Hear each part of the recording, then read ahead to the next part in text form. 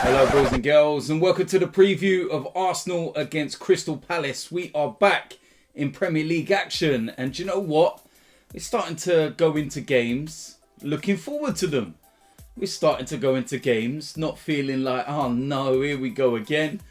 Because we're winning matches. That's 4 in a row so far. This is a big opportunity to make it 5. It would be 4 Premier League wins on the bounce. But we cannot take anything for granted, as this season has proven on multiple occasions. And Crystal Palace, they will be dangerous. They are below us in the Premier League. 2 places, but only 1 point. But they have some very dangerous players. In particular, Wilfried Zaha. He could well have been an Arsenal player. If you're looking at some of his most recent interviews and speaking about the situation when Unai Emery was manager. And Arsenal wanted him. And Unai Emery wanted him. But Arsenal at the time decided on Nicolas Pepe. And Wilfried Zaha could have been an Arsenal player.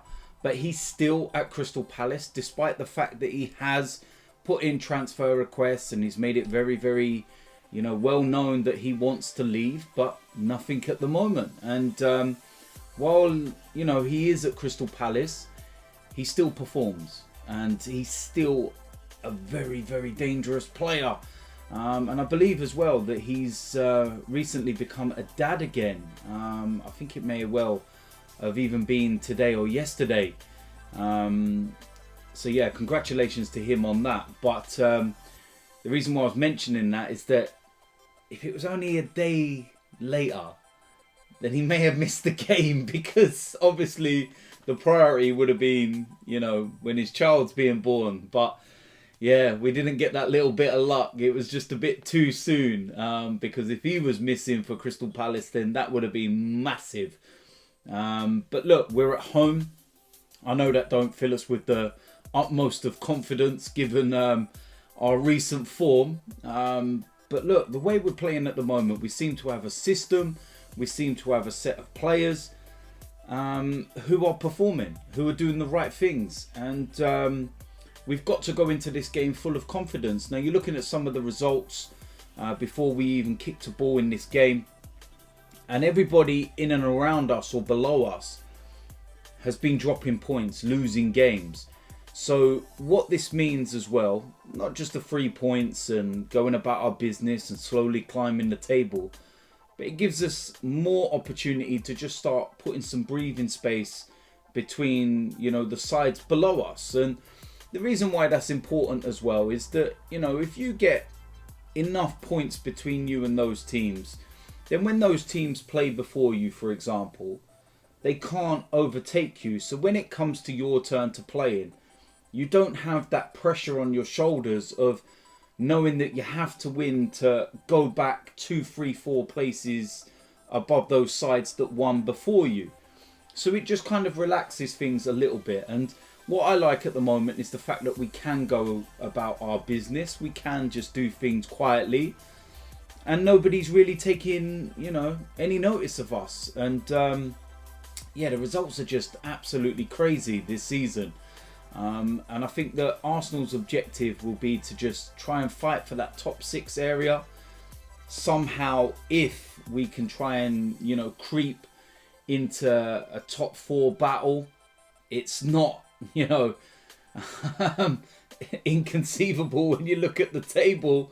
If we win this game, we actually go level on points with Chelsea. Staggering. If we win by 10 or more goals, we go above them. That's not going to happen. But that's how crazy this season's been. It's just staggering. But we need to be right. We need to be professional. Mikel Arteta has to go with the strongest side. And we need to go and get the job done. And if we do that, we get the 3 points. And it sets us up lovely before we then go into another home game against Newcastle on Monday. But like I said, we had the cup game on Saturday, so we've had plenty of time to rest. There was players not included anyway, and it was quite rotated. So I feel that we can go with a strong side right into these 2 games. No excuses at all. Don't ruin what's been a good, 2 weeks or so. Go and get the 3 points. Go and get the job done. But like I said, team lineup is going to be very, very interesting, given the fact that there's some faces available again. And like I was saying, I would go with the strongest lineup. So this is what I am going to go with. Starting off in goal, Leno. A very, very straightforward, choice in the team. Who else is going to go in goal if not Leno? Doesn't even need speaking about. Going to move into the defence, and of course we are going to stick with that 4-2-3-1 formation. Hector Bellerin goes on the right hand side. Ainsley Maitland-Niles is not getting a look in at the moment. Cedric not really doing enough for me to be pushing Hector for his starting place, and in the last couple of games or so Hector's been good, so no problems at all. Now alongside him, going to go with Rob Holding. Just signed a new contract. Hopefully there isn't a curse of a new contract or anything else. Last few weeks in particular, he's been playing really, really well. And I've got no problem with him playing there. And that's what I'm going to go with. Now, in the left centre-back position, I'm going to bring back Gabriel.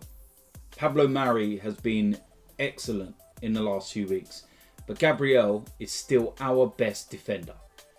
It's as simple as that.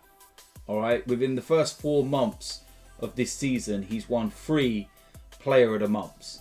He has been that good. If your best defender is available, you play him.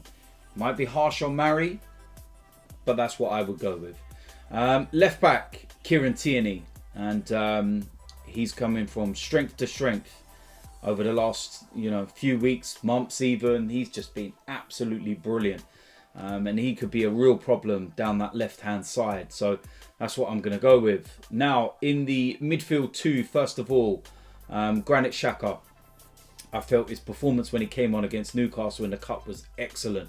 And since he's returned from his sending off, he has been excellent. And I really can't say anything bad against him in the way that he's been playing. He's been brilliant. So yeah, he will start, and I have no problems with it. Now, alongside him, I'm going to go with Thomas Partey. He is fit. He is available. He is in full training. You play him. We can't be listening to this whole worrying stuff about, oh, but yeah, let's ease him in gradually. Look, he's in full training. He's fit. He's ready. It's not like a Martinelli injury where he was out for 6, 7, 8 months or so.